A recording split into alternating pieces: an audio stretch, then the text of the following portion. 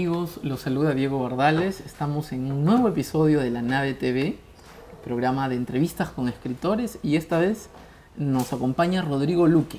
Rodrigo es un poeta muy importante, pero también tiene una formación interesante en filosofía y cine. Así que estamos complacidos de conversar con él sobre este librito Ícaro Vive, que ha aparecido el año pasado con Lustra Editores. Rodrigo, bienvenido. Un gusto, Diego, muchísimas gracias. Gracias a todos aquí en la nave por sintonizar en esta entrevista. Y nada, el gusto de estar acá rodeado de tantos buenos libros en el Virrey. Así que nada, esperemos que nos inspiren para tocar un poco las rajaduras del vestido de lo divino y lo verdadero. Fundamental. También mencionar al Virrey, por supuesto, que es un espacio que nos suele acoger y en el que nos sentimos como en casa, gracias a la gente del equipo del Virrey. La primera pregunta, Rodrigo, pero me gusta ir un poquito a los orígenes, ¿no? Tú siendo de formación, cine, filosofía, yo veo mucha filosofía en este libro, ¿no? Yo veo mucha filosofía, pero tu iniciación como poeta, yo la recuerdo muy bien con este libro Una esquirla basta, que sacaste hace un par de años. Pero el interés, ¿de dónde viene? ¿De la filosofía? ¿El primer amor fue la poesía? ¿Cuál fue el primer amor? ¿Cuál fue el origen de todo? Es una excelente pregunta y difícil tratar de recordar esos momentos donde uno empieza a tener, digamos, curiosidad por temas más allá de lo cotidiano. Habrá sido la poesía, habrá sido la filosofía. Sí recuerdo que cuando tenía 15 años o 16, que de hecho no leía casi nada, habré comenzado a leer más o menos por esas épocas, a los 16, a los 17. Pero cuando tenía 15 años o 16 años, empecé a leer un poco a Vallejo, porque llegó casualmente un libro de Vallejo a mis manos, y empecé a leer un poema, dos poemas, y sí hubo como algo un poco epifánico ahí, de decir, wow, esto abre mundos un poco, ¿no? O sea, como recuerdo un verso, ¿no? de Los Nueve Monstruos que a mí me impactó mucho y me hizo modificar mi perspectiva y mis intereses también, que es este verso de la naturaleza del dolor es el dolor dos veces. Que de pronto dije, claro, descubrí que había este arte, ¿no? Donde las cosas, al no tener sentido gramático literal correcto, digamos, habrían otro sentido distinto. Entonces, para mí eso era como un vehículo para abrir el mundo, expandir nuestra experiencia cotidiana y habitar en diferentes planos, básicamente. Habitar en el plano cotidiano normal en el que estamos ahora y a la vez estar con otro ojo más distinto sobre las cosas. Entonces dije, wow, realmente estoy viendo la vida desde una perspectiva y podría verlas desde esta otra y esta otra y esta otra. Entonces empecé a interesarme un poco más y a leer más y ya finalmente, cuando ya era hora de entrar a la universidad y tal, me parecía pues excelente estudiar filosofía.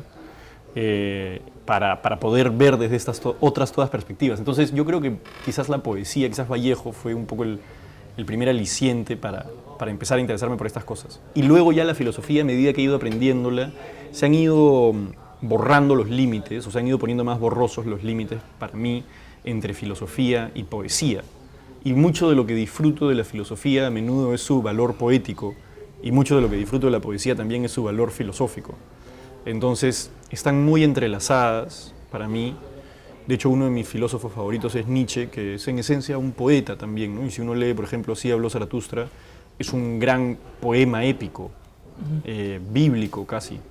Entonces, están totalmente entremezcladas ya ahora para mí. Si bien cuando tengo que escribir un ensayo académico o algo, obviamente lo distingo un poco más, pongo un poco de lógica formal o algo por el estilo, pero en esencia el valor que estoy buscando ahí es muy parecido al valor que estoy buscando en este libro, ¿no? Y en el anterior también.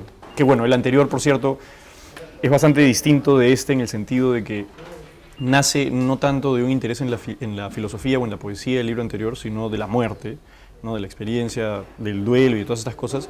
Y este libro más bien es sí por un interés puro en el pensamiento, en las ideas y estas cosas, y en estos poemas que se han ido acumulando por años. A causa de este interés.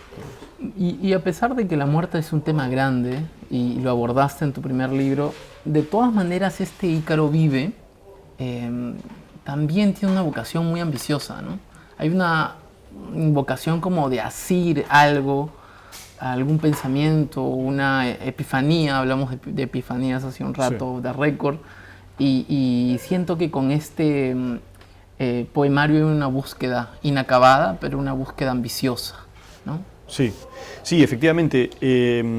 Para mí, independientemente ya del resultado del libro, de si está bueno o no, que son cosas que ya corresponden un poco más al destino o a las manos de Dios, por decirlo así, o al público, lo que fuera, yo sí siento que para mí fue una gran fortuna hallar la figura de Ícaro, porque resumía desde todas las aristas lo que yo estaba tratando de hacer, lo que me interesaba, y resumía el proyecto del libro en sí. Porque este es un libro, como dices tú, ambicioso, ¿no? Que quizás no llega a esa gran ambición, porque la ambición es demasiado grande. Digamos, cuando uno escribe un libro de poesía, a veces, no siempre, pero a veces lo que uno quiere es alcanzar la gran verdad, por decirlo. Entonces es por naturaleza inalcanzable la ambición que tienes. Y este libro tiene esta ambición. No tengo reparos en ser icárico en ese sentido, ¿verdad? O sea, no tengo reparos en tratar de encontrar a Dios, porque tampoco tengo problema con fallar en el intento, digamos, pero no me siento en la necesidad de escribir un libro con modestas ambiciones. Prefiero apuntar alto y caer, y por eso, por eso se llama Ícaro también, porque esta condición de la que estoy hablando es una condición juvenil en buena medida. Ícaro es un personaje de 14 años. Ahora, representa toda nuestra juventud también como arquetipo, ¿no? Entonces nos representa a mí de 28, cuando lo terminé de escribir, a los 27. Desmesurado, tal vez. Desmesuradamente, ¿no? Ambicioso. Entonces Ícaro lo que quiere es alcanzar el sol, ¿verdad? Quiere alcanzar esta luz máxima, y al tratar de acercarse demasiado al sol, se le quema la cera de las alas y se cae al agua de Icaria y muere.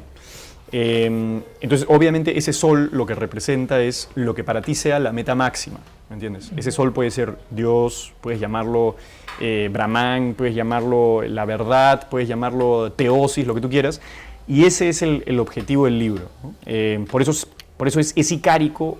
Ícaro vive es un libro icárico. Icárico también en su extensión, ¿no? Porque es un poemario para un autor joven. Lo que solemos ver constantemente son libros de 80, 100 páginas, 50 veces, ¿no? Pero esto es un libro de casi 300 páginas, Rodrigo. O sea, la desmesura también viene por ahí, ¿no? Es totalmente desmesurado en todo sentido, realmente. Y iba a hacer varios libros pequeños, porque yo seguí escribiendo. El poema más antiguo de este libro probablemente sea de hace 8 años, ¿ya? Y el más nuevo ha sido probablemente de 3 semanas antes de publicar. Entonces hay todo un periodo de 7, 8 años más o menos donde se han ido acumulando los poemas. Y yo siempre dije, oye, quisiera juntar los poemas que más me gustan de los míos y publicarlos o algo, y nunca se hizo. En fin, yo estaba en la licenciatura, publiqué el otro libro, entonces se fueron acumulando y acumulando, y llegó un punto hace un par de años donde yo dije, bueno, ¿será que no hay ninguna unificación entre estos poemas? Son simplemente diferentes momentos de mi vida, diferentes maneras de ver el mundo, y tendrán que salir como un conjunto de poemas así aleatorios.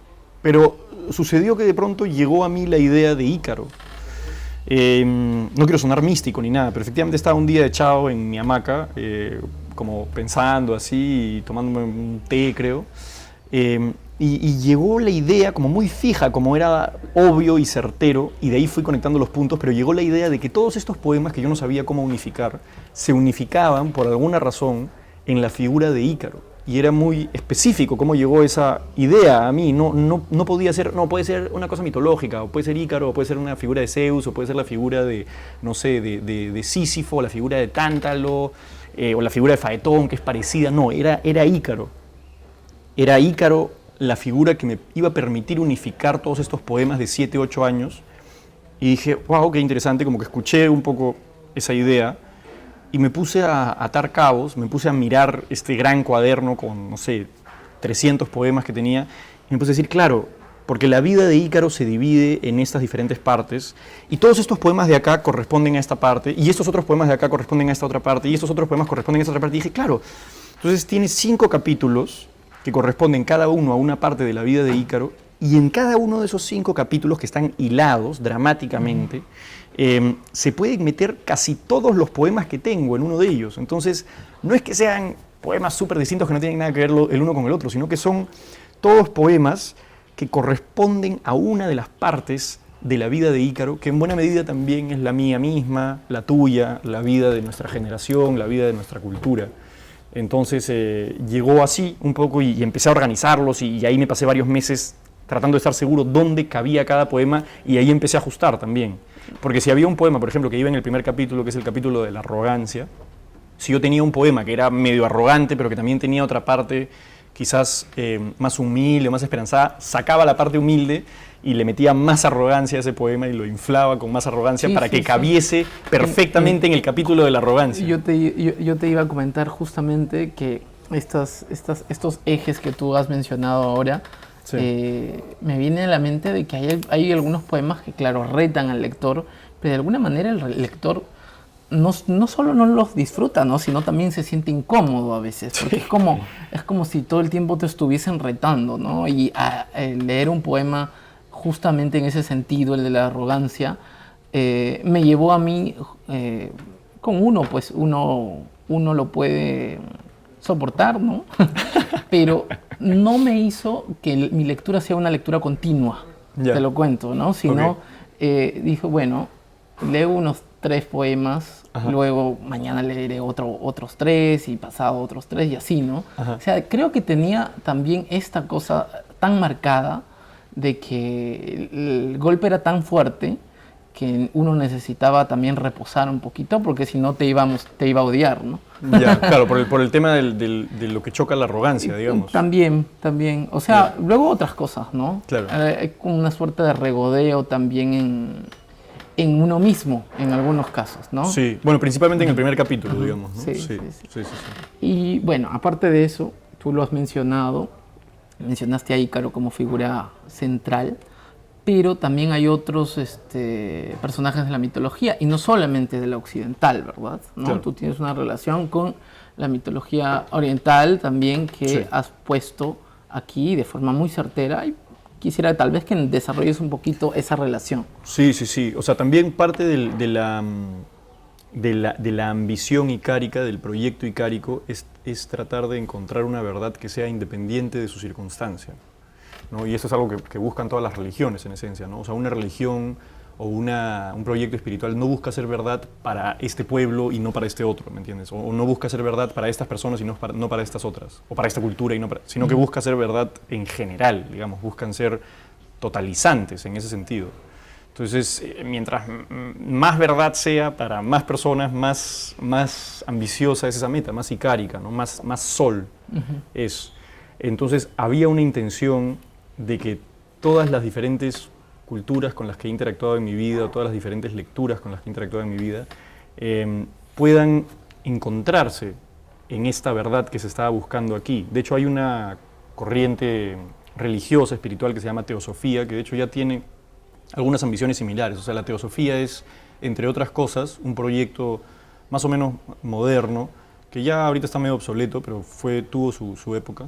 Un proyecto más o menos moderno que busca unificar las filosofías de las religiones de Oriente con las religiones de Occidente, ¿no? Todas las varias que hay, unificarlas y llegar como que a un punto final. Tuvo su popularidad, luego cayó, pero hay una intención similar aquí de unificar las diferentes mitologías, las diferentes religiones y hallar cuál es el punto de intersección entre todas ellas, digamos, cuál es la verdad que las unifica. Porque, claro, uno lee el Corán, uno lee la Biblia, uno lee la Divina Comedia, uno lee, no sé, los Upanishads vedánticos, y uno cree que si bien hay diferencias exteriores, diferencias superficiales, a uno le da la sensación de que lo que están diciendo en el fondo, en algunas cosas, no es tan distinto. Entonces había la ambición de tratar de encontrar ese punto en común, que nuevamente es una ambición que no se puede alcanzar en buena medida, ¿no? O sea, es excesivamente ambicioso, es icárico. Pero estaba esa ambición. Y también se relaciona un poco el hecho de que yo viví 5 años en los Emiratos Árabes, entonces también tengo un poco de relación íntima con... Estudiaste ahí, ¿verdad? Estudiaste en la universidad. Ahí estudié filosofía y cine en los Emiratos Árabes, en Abu Dhabi. Entonces también he interactuado mucho con el Islam, digamos, con la cultura islámica, musulmana. Y además de eso también llevé algún curso en la universidad sobre filosofía védica, India antigua, entonces también tengo muchísimo interés en eso. Me parece que, por ejemplo, los Upanishads o otros textos del Vedanta son grandes ejemplos de sabiduría máxima así que de verdad llegan a conclusiones que son irrefutables en algunas cosas, me parece a mí. Entonces eso me parece excelente y he tratado de combinar eso también con lo que ya está más en mi sangre, que es el catolicismo, digamos, ¿no? El cristianismo. Entonces, por un lado, tengo relación con el Islam porque viví ahí 5 años, por otro lado, he estudiado los temas hindúes y por otro lado, el catolicismo lo he vivido desde que nací, ¿no? Y iba a la iglesia todas las semanas en el colegio. Culturalmente eres católico, digamos, ¿no? Culturalmente soy católico y le hallo mucha profundidad también a ese credo, mucho más profundidad que cuando lo vivía forzadamente en mi adolescencia. Y de hecho me rebelé a ese credo en mi adolescencia y no me confirmé y dije no me voy a confirmar. Y luego volví a él después de interactuar con otras culturas y otras religiones y dije, wow, esto es súper profundo.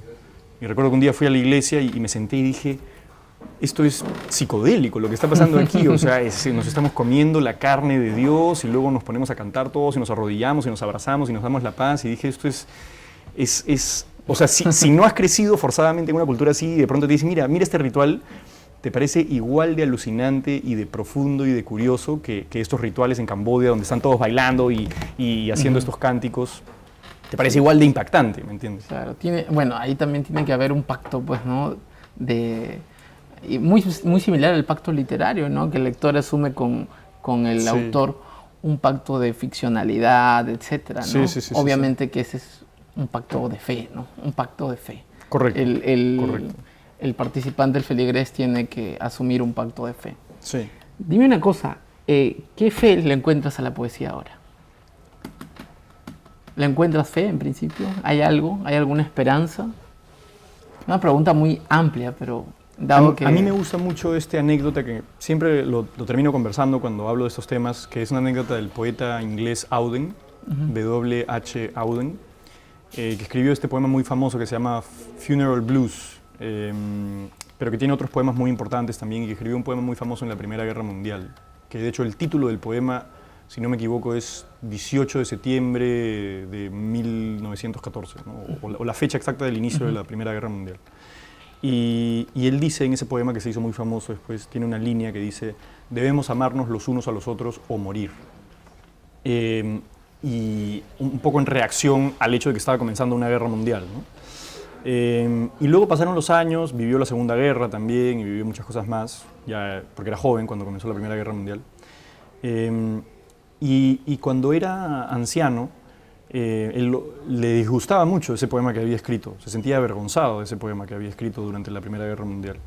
Y las personas que querían hacerles antologías y todas esas cosas le decían, oye, necesitamos incluir este poema en tu antología porque es súper importante, es uno de tus poemas más importantes, uno de tus poemas más famosos y tal. Y decían, no lo incluyan, por favor, ese poema, me parece terrible, que no sé qué. Y luego dijo, ya, bueno, ok, pueden incluir el poema, pero con una condición, hay que cambiar una palabra. Entonces, este verso que decía, debemos amarnos los unos a los otros o morir, lo cambió por debemos amarnos los unos a los otros y morir. Entonces, de pronto ya el arte, la poesía y el amor y la fe y la religión y todas estas grandes ambiciones maravillosas del ser humano no son en la sabiduría de este Auden más viejo y más experimentado un antídoto contra el mal o un antídoto contra la muerte. No vienen a salvarnos de la oscuridad, sino que vienen simplemente a hacer el acompañamiento correcto a esa oscuridad y a ese mal. Y en ese sentido sí tengo fe en la poesía, en ese sentido tengo fe en el arte y en el amor y en la religión. Tengo fe no de que nos van a salvar de la guerra nuclear, no de que nos van a salvar del asesinato, del abuso, de la mentira y de todas esas cosas, porque todas esas cosas van a seguir existiendo, quizás a veces más, quizás a veces menos, pero van a ser un buen acompañante para esa oscuridad. Entonces, no es caer en el cinismo de que el mal existe y siempre existirá, sino que es decir, el mal existe y siempre existirá, y aún así nuestro deber y privilegio es amarnos, por así decirlo, y hacer poesía. Fenomenal, fenomenal. De todas maneras, no cabría mal mandarle un poemita por ahí a Netanyahu, a Putin, que alguna vez escuchen poesía, ¿no? Sí, efectivamente, efectivamente es terrible lo que está pasando ahorita en Palestina. Es muy complejo y yo no me... Bueno, tú sabes que por ahí he incursionado un poco en dar opiniones políticas de vez en cuando y tal, y una parte de mí se arrepiente y otra parte de mí no se arrepiente, pero siento que es esencial tratar de comprendernos en ese sentido también. Ahora, uno comete muchos errores, creo que más que en la poesía, cuando uno se empieza a meter en política cometes más errores que cuando te empiezas a meter en la poesía. Pero sí, sobre Palestina he pensado mucho últimamente y he tenido opiniones muy diferentes a lo largo de los días, y ahora sí estoy convencido que efectivamente Israel es un Estado absolutamente genocida, ¿no? Es nefasto lo que está pasando. Sí. Volvamos al libro. La poesía tiene que limpiar esta parte de la entrevista, la parte política. Sí. Bueno, hay un gran poeta palestino, por cierto, que se llama Mahmoud Darwish, que escribe grandes poemas que, digamos, no han salvado a nadie del genocidio directamente, pero de algo sirven. Sí, sí, acompañan. Sí. Acompañan, como bien decía Auden, o como bien sugería Auden, mejor dicho. En este libro también encontramos un diálogo entre la palabra y la imagen, ¿no? O sea, tú has incluido aquí en cada sección, a ver si la podemos ver, algunas partes en las cuales se ven algunas pinturas, ¿no? En blanco y negro, pero algunas pinturas famosas, algunas que están a color en las postales. Que en las postales están a color. Sí. Y ¿cómo así tú dijiste, bueno, la palabra no basta, es insuficiente para este poemario, queremos que tenga un diálogo? No sé si sea insuficiente, no sé si estoy utilizando bien el término, pero sí por lo menos que necesita un diálogo, una contraparte, etc. Una decisión consciente de estética, de interpretación. Coméntanos. Todo eso responde también a la temática del libro, que es ambición icárica, ¿no? Entonces, de hecho, esto ahorita es un libro que combina poesía y pintura, ¿verdad? La pintura no es mía, los poemas son míos, pero digamos que he curado, sí he hecho un trabajo como museístico de curar las pinturas en su lugar correcto en el libro. Entonces, bueno, por lo menos el trabajo de curaduría de las pinturas es mío, si bien las pinturas son de gente que pinta mucho mejor de lo que yo podría aprender en 5 vidas seguidas. Y quería usar las mejores pinturas de la historia, ¿me entiendes? Porque tenía esa ambición de que fuera total. Pero este libro ahorita, si bien es una combinación entre poesía y pintura, y un poco como libro-objeto por la caja, en realidad quiso ser más aún antes. Yo he concebido esto incluso como un performance, lo he concebido como una obra de teatro, lo he concebido como una obra total, donde había todo, donde no se excluía ningún medio artístico. Y yo he tenido la idea, quizás se haga más adelante cuando sea viejo, no sé, de que sea un performance donde está el poema, o el texto, que es el corazón, digamos, porque es con lo que más me acomodo yo. Entonces está el texto, está el corazón, está un performance, entonces está mi cuerpo también como medio artístico, hay música que también tendría que seleccionarse de la misma manera curatorial con el mismo criterio con el que seleccioné las pinturas, y estarían también imágenes, o sea, era una cosa excesiva, digamos, también. Y quise hacer esa performance y de hecho coticé cuánto me costaría comprar un par de alas de paja así súper grandes. Salía muy caro. Y quise hacer todo eso. Entonces, eso que dices, de que estén las pinturas ahí, responde a esa ambición icárica también, de que esto no sea un libro, sino de que sea una cosa absoluta. Pero, claro, yo sé que eso suena arrogante, obviamente, y de hecho el primer capítulo del libro es arrogante, pero siento que un poco la enseñanza del libro, para mí mismo también, es que, claro, el primer capítulo es arrogante, pero luego se sale de eso, ¿me entiendes? O sea, se cae primero al infierno por la arrogancia, y luego se emerge en un nuevo modo de sabiduría. Por eso están esas pinturas ahí, porque quiere ser total, no quiere ser solamente un poema, se rehúsa a esa humildad de ser solamente un poema. Y de hecho, te confieso, yo pensaba, porque yo terminé con 27 de escribir este libro, dije, bueno, si me muero ahora, si me muero a los 27, como Jim Morrison o algo por el estilo, bueno, entonces quiero dejar algo total, ¿me entiendes? Algo absoluto. O sea, sí sentía una cierta tranquilidad de que sea bueno o malo, puede ser terrible, qué sé yo, pero sentía una cierta tranquilidad de que ya, si lo termino ahorita, me puedo morir, ¿me entiendes? Y ya, por lo menos, no me quedé con todo lo que tenía que decir en la boca, sino que pude sacarlo, para que nadie lo lea, pero bueno, en fin, igual. Esa seguridad que muestras ahorita de haber expulsado todo, de haber dado lo máximo por tu lado expresivo, digamos, en ese momento. Sí. Me hace recordar un poquito que cuando conversamos hace mucho tiempo de este libro y tú me mandaste algunas, no sé si era la primera versión o si era el libro completo, tal cual como se ha publicado ahora, pero sí tenía un prólogo. Y en el prólogo tú dudabas de tu condición de poeta, ¿no? Sí. Dudabas un poco de tu condición de poeta. No recuerdo en qué términos, pero ahora que dices las cosas respecto de esa volcánica expresión artística que has acometido con este libro, ¿cómo se condice con ese prólogo no incluido? Afortunadamente mi editor tuvo el acierto inmenso de obligarme a sacar el prólogo, porque yo al inicio me resistía. Porque yo me decía a mí mismo que parte de esta ambición icárica era, además de meter todas las cosas que te he dicho, además meter política. Uf, olvídate. Ya era, o sea, iba un poco más y iba a meter un caldo de pollo y miles de cosas más. Y efectivamente en el prólogo trataba de unificar un poco la temática del libro con una especie de proyecto político. Tampoco está mal, porque era un poco la temática del libro, de eso se trata, ¿me entiendes? De Ícaro y de su fallo y de su resurrección. Por eso el libro se llama Ícaro vive. O sea, hay una redención después de este fallo por la ambición. Pero efectivamente el prólogo era un error, de eso de ahí después me ha quedado muy claro, antes de publicarlo por suerte, porque uno de los valores y principios de la buena poesía, creo, es que te abre muchas puertas interpretativas, ¿me entiendes? Es que tiene una versatilidad interpretativa, al igual que el mito, ¿no? Uno valora el mito de Ícaro o el mito de los dioses olímpicos o el mito de Sísifo o lo que sea, porque tiene versatilidad interpretativa.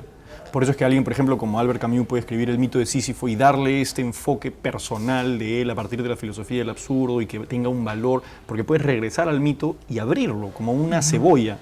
Entonces, si yo lo cerraba en el prólogo a un significado específico y concreto, con esta actitud autoritaria que uno tiene como autor de querer definir lo que significa el poema, estaría más bien aniquilando hasta cierto punto la versatilidad interpretativa de mi libro. Pero esto que mencionas específicamente del tema del poeta, yo decía, no quiero ser poeta, no soy poeta, y la razón por la que decía eso es porque me refería a lo que yo identificaba en ese momento, quizás infantilmente, quizás arrogantemente también, como el poeta de hoy, que es, digamos, un poeta, y eso no tiene nada de malo, pero eso era un poco la postura del libro, pero que el poeta de hoy es un poeta que digamos, rehúye a lo icárico. O sea, que le parece hasta cierto punto mal tratar de perseguir la verdad y a Dios y a todas esas cosas. Que cree más bien que lo que uno debería hacer en el poema es simplemente demostrar su ingenio, demostrar su intelecto y demostrar que sabe mucho sobre este tema o que ha leído a Foucault o que ha leído a no sé cuántos. Eso te iba a decir, demasiado postestructuralista, ¿no? Demasiado, y lo mencionaba también, y de nuevo, no tiene nada de malo y como persona no tengo ningún problema con eso, pero era la postura del libro, pues también hay que ser un poco provocador, ¿no? Y claro, pero sí hay algo en la poesía contemporánea, creo yo, que es... mira cuántos filósofos del siglo XX franceses he leído, ¿no? Más que perseguir la verdad, porque no hay ni un deseo ni una creencia en esa verdad, ni un deseo ni una creencia por lo divino, ni un deseo ni una creencia por lo maravilloso. Es más, lo maravilloso se desprecia hasta cierto punto en la poesía contemporánea. Puedo pecar de generalizar, obviamente, pero quizás algunos que escuchen esto dirán, algo hay por ahí. O sea, ¿qué cosa es lo conversacional, ese término tan utilizado en Perú también? O sea, es tratar de, y no tiene nada de malo, pero es tratar de bajar la poesía aquí, digamos, al pan, a la orina, a la tierra, ¿no? Es como dice Nicanor Parra, los poetas bajaron del Olimpo. Ya, pero no solamente bajaron del Olimpo hace varias décadas, sino que además de bajar del Olimpo también se pusieron al mercado.